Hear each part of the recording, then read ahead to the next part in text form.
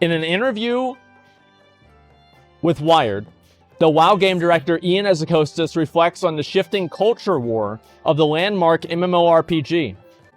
Games are very rapidly evolved these days, says Ian Hazzikostas, the game director of World of Warcraft. Hazzikostas, known to many of the Warcraft community as Watcher, has developed a 16-year-old massively multiplayer online role-playing game since 2008.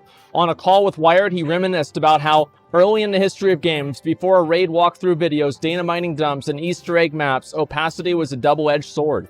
To explain, he swerved over to Street Fighter. You have a whole competitive hierarchy in a local arcade, local video game store, where there was some character that was perceived as the best or the strongest because some person in the neighborhood was great with them. See, that's actually a really good way to look at it. Because that was the same with players, too, if that makes sense. Yeah, that was the same with players. Because back in the day, players would... You know, like, people thought I was the best player in Halo, man. They thought I was the best person out. I was the best guy there was because I was the best one in the neighborhood. You know what I mean? And I'd have people that no, really. I mean, what I mean by people is like the other 12-year-olds in my neighborhood, okay? I'm not talking about like this is a fucking professional opinion, okay? These are like 12-year-olds out in my fucking neighborhood. Yeah, they're like, oh yeah, Zach's so good at Halo. Wow. You know, that's about it, okay? Right. The reality is that almost everybody was playing the game wrong. There it is. The reality was that almost everybody was playing the game wrong. So that's right, Ian. That's right. They're playing the fucking game wrong. That's what I've been trying to tell people. Yeah. That was fucking great. Yeah, they were just straight up playing the fucking game wrong. They had no idea. Well, the thing is, like, well, I think he'll probably just explain what I'm going to say, so I'll just read it. These days, before a new Street Fighter releases, players have researched the number crunch with the gusto of a rocket science research lab, assembling tier lists and theorizing optimal move combos immediately posted on Reddit and YouTube.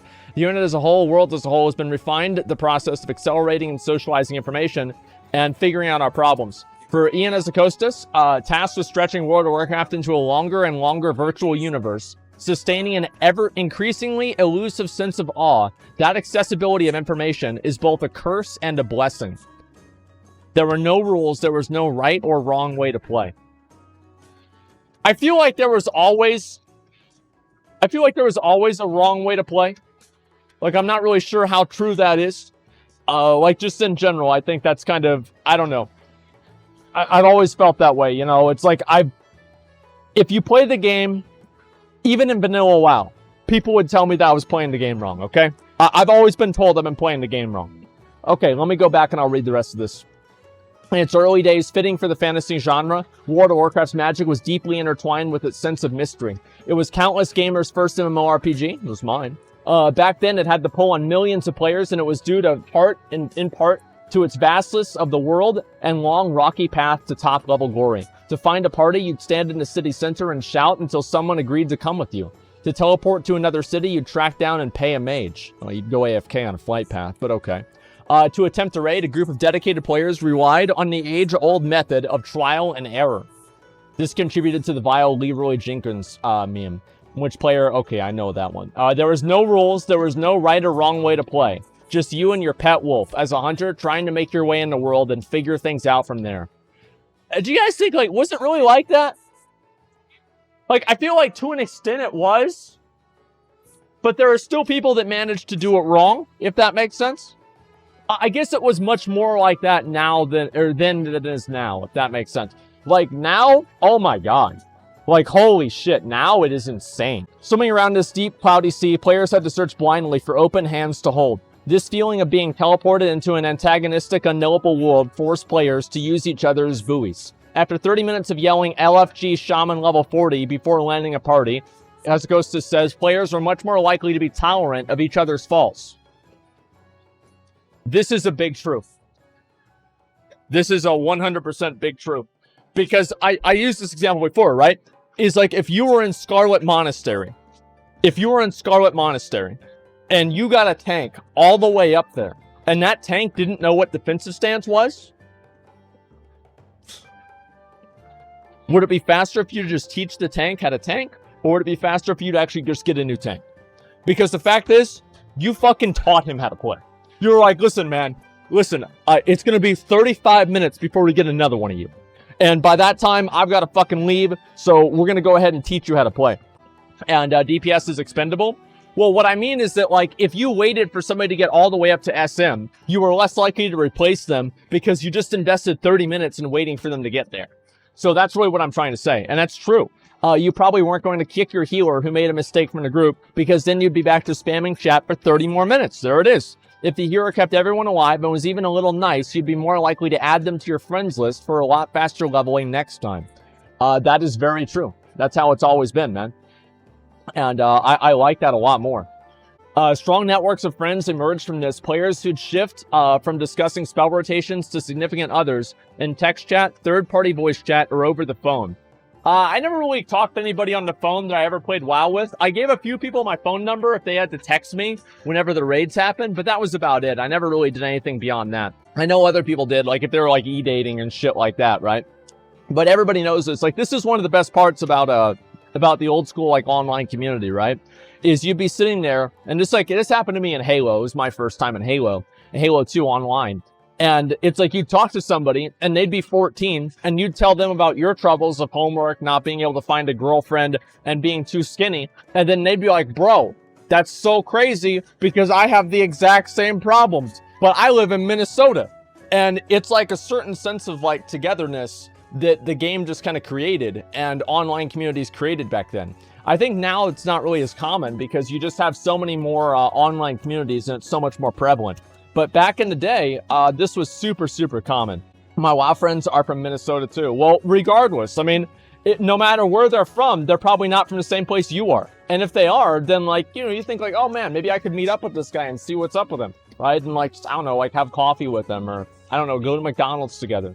And it's just a really cool experience back then. Now, nowadays, like, everything is online. Things are so interconnected. There's no real sense of excitement about this anymore. It's just happened over and over and over. And I don't know. I think that everybody's pretty much used to it at this point. Or at least I would say so. Smartphones ruin the internet. Actually, you know what? I never thought of it like that, but I'm pretty sure you're right. There's an inverse relationship between the friction and strength of bonds that are formed as a result of the friction to overcome that friction. Wait, what? There's an inverse relationship between friction and the strength of the bonds, of bonds that are formed as a result of that friction or to overcome that friction. Okay. Yeah, I would, yeah, all right. I would agree. Yeah, that makes sense. The harder it is to kind of like become friends, if you actually become friends despite that, the tighter you're going to be. Yeah, I think that's true. Generally that's true.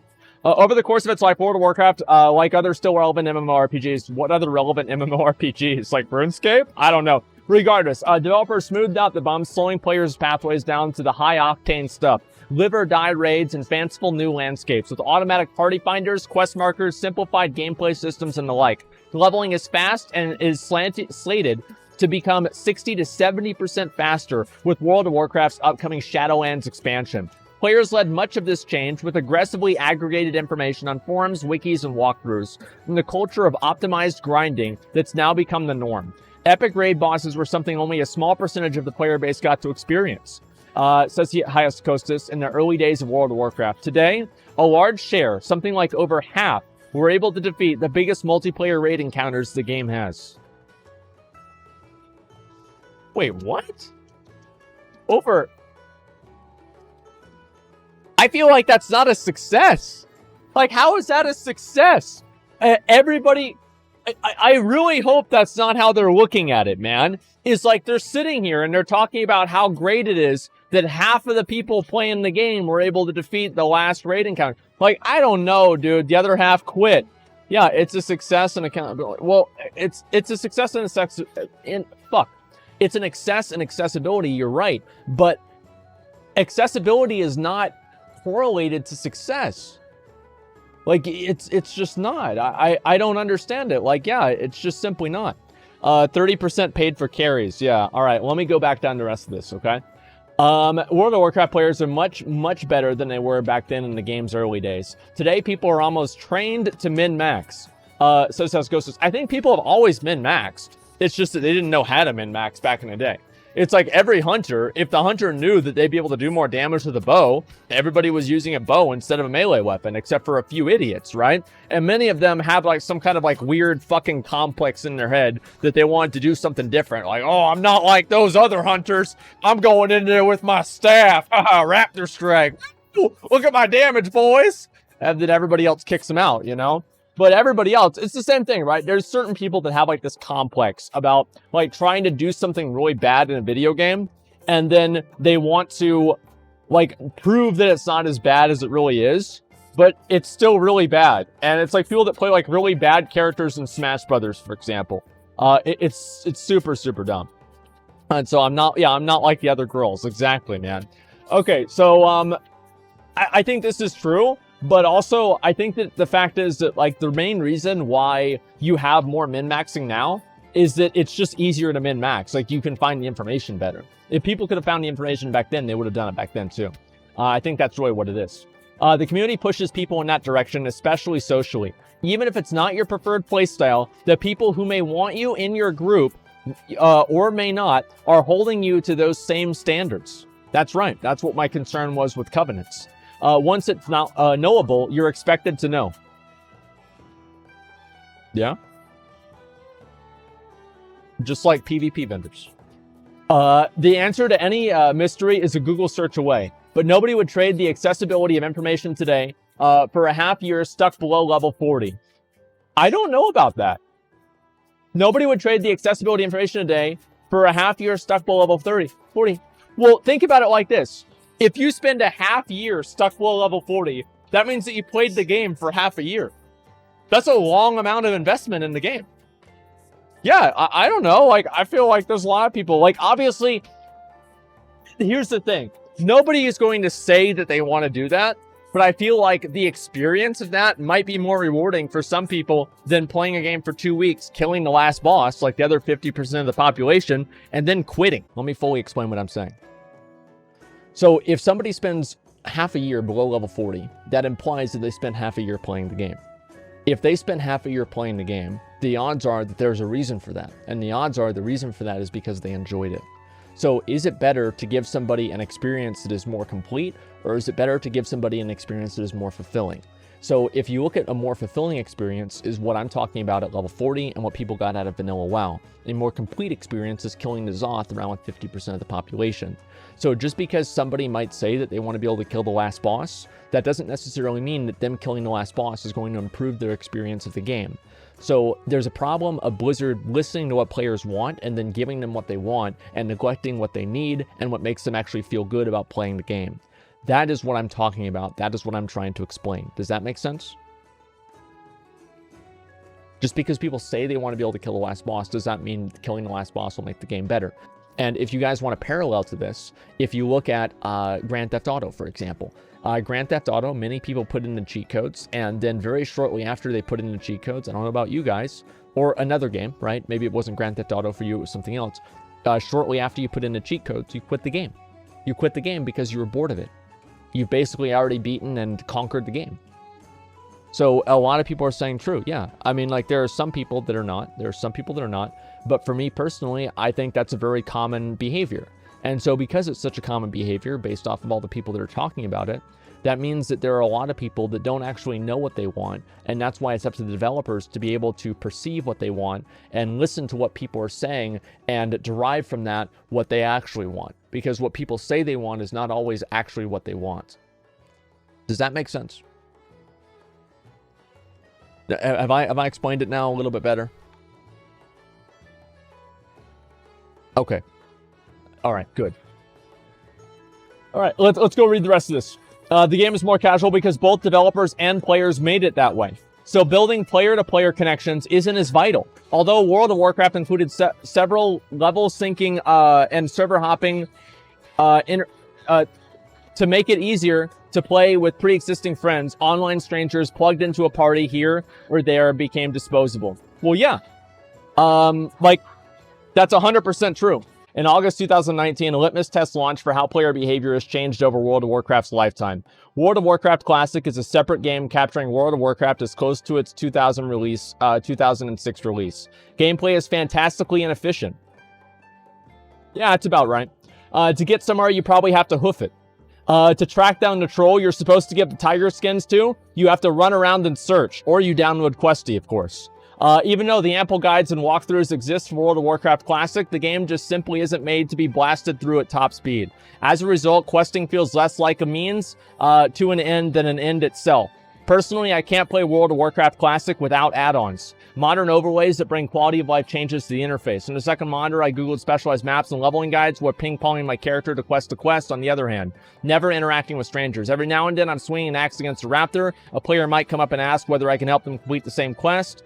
We axe down 5 to 8 more raptors, and whenever we're done, we part ways. I think that's kind of true. Like, I mean, back then, back in like 2006, for example, you had a lot more people that would actually try to go out of their way to form relationships and friendships online. And I think that in Classic WoW, people probably don't spend as much time trying to do that. And I don't know if you guys had the same experience. Like back in 2006 and 2007, even like in Wrath, for example, like seeing another player was still kind of like a weird novelty and exciting little thing that you get to do. Oh, wow, I get to see another player and do this thing. And now I don't think it's really as common or as exciting whenever you see somebody else, which is kind of unfortunate. Unless you're seeing somebody really, really far away or like in some like very remote location. You know, you're like all the way in the corner of Winterspring with like all the elite demons, and you see some other random guy there, and it's like, hey, what the fuck are you doing here? And they're just chilling, you know what I mean? Total opposite experience. Retail people never interact. Classic people buddy up and chat while leveling. That's not what I said. I said Classic WoW versus Vanilla WoW. I felt like in Vanilla WoW, it was much more common to interact with people and talk to them because there was the novelty of being able to talk to another real person. Whereas like now, it's not really the case. Personally, okay, I read that one. Every now and then, okay, we got that. Whenever I told Hazzikostas that World of Warcraft Classic felt lonely, he described how, back in the day, much of the novelty of the game was the ability to talk to strangers online. Hey, that's a smart thing to think. He recalled his first time doing so while running a dungeon, and the Texan and English accents he encountered over voice chat. Today, that's the default. Today, almost every multiplayer console and PC game has voice chat, friends lists, social networking systems built into it. They're almost inescapable. That's not a unique selling point of World of Warcraft. Although there isn't the same desperation to connect, the challenges are deconstructed the day they're released, and the core World of Warcraft still holds up in World of Warcraft Classic, depending on how you define the core. It's still a place where people gather a fantasy-wash social media network. It's a slow-paced role-playing game with ambient social element, and if you're playing with established friends, there's still a potential to do an emotional buy-in. Okay, so let's see here. Okay, this is the whole thing. It's amazing how some of the old tropes you never quite get away from. I actually have a coworker who was one of the original developers in World of Warcraft, whose name you'll definitely recognize if I said it, whose own personal WoW Classic group split up at level 60 over loot drama at Blackrock. This is a group of developers who played the game 15 years ago and worked on the game 15 years ago. Wait, they're saying the devs are fucking... Dude, the devs are breaking up over loot drama? Are you kidding me, dude? Oh my god. I'm glad to hear that because it means they care about the game, you know? Like, I mean, nobody cares about retail WoW loot. It's like if somebody gets something really good, like, oh, bro, dude, I'm so happy for you, man. I'm so happy. Dude, you've been working for this for a long time. You got gushing wounds, bro, dude. That's awesome for you. But in Classic, dude, somebody else gets something that you want, man. You're like, fuck you, bitch. What the fuck? Especially if they win the roll on it, man. So yeah, Fellstriker or something like that, exactly. So the devs are actually, I wonder if it was Fellstriker. That's actually a good thing. Wow, that's amazing. Okay, whenever I asked Hazzikostas what kind of MMORPG he wants to exist the most, or he wanted to exist, if he wasn't working on World of Warcraft, he paused for a second to think, something that surprises me, anew with the promise of unexplored spaces. One of the biggest things that's exciting about the concept of an MMO is going into an unexplored, undiscovered world. It's almost the promise of something that somehow breaks all the rules we were talking about whenever it comes to how players understand and deconstruct systems. Citing Sword Art Online and Ready Player One, Hazzikostas described how today, with so many more people being knowledgeable or seconds away from being known, the core escapist fantasy behind the MMORPG is going somewhere so vast that it contains things we can't even imagine. We have an incredibly passionate community. What? What do you mean? So you're saying, like, maybe in a few expansions, if we die in game, we die in real life? Like, what the fuck, Ian? I guess after that, I'm only going to run LFR. That sounds awful. We have an incredibly passionate community that we couldn't be more grateful for, but we're still always chasing that mystery, that fantasy of the unexplored and undiscovered. Yeah, it makes sense. Yeah, it makes sense. Do you think retail would be a better experience if we didn't have the alpha and everything was a surprise? No. I don't think that'd be better at all. I mean, like, obviously having the alpha makes the game worse, if that makes sense. But it's like, it's such a minor thing. In like the grand scheme of things, it's such a minor thing. I don't really think that having the alpha is what makes the expansion bad 2 months into the expansion. I think the issue is that the expansion comes out and it's bad, and that's the problem. Obviously, like, yes, a certain extent of it is the lack of excitement whenever the release happens. But the release is only like one small part of the expansion. What I'm talking about is like the hours and, you know, days and months leading after that. And that's really where the problem comes from. Sword Art Online became garbage whenever they started pandering to normal people. Well, listen, I mean, like, I watched a little bit of it, and I actually thought it was the most realistic MMO, like, show or whatever you want to call it that I've ever seen. The guy spends his entire fucking time. I watched the first half of the first season, and the guy spends the entire time just simping for girls and trying to play games with them and carrying them through low-level dungeons. Like, yeah, he's just running these girls through low-level dungeons. I was like, wow, like, I guess these guys actually played MMOs. They understand it. It was really fucking funny, actually. I liked it, though. I was going to watch a little bit more of it, but I never really got into it, you know? Yeah, same as classic WoW, exactly. And I never really realized that until I was actually just looking at it, and I was like, wait a minute, hey, this actually is realistic. What the fuck?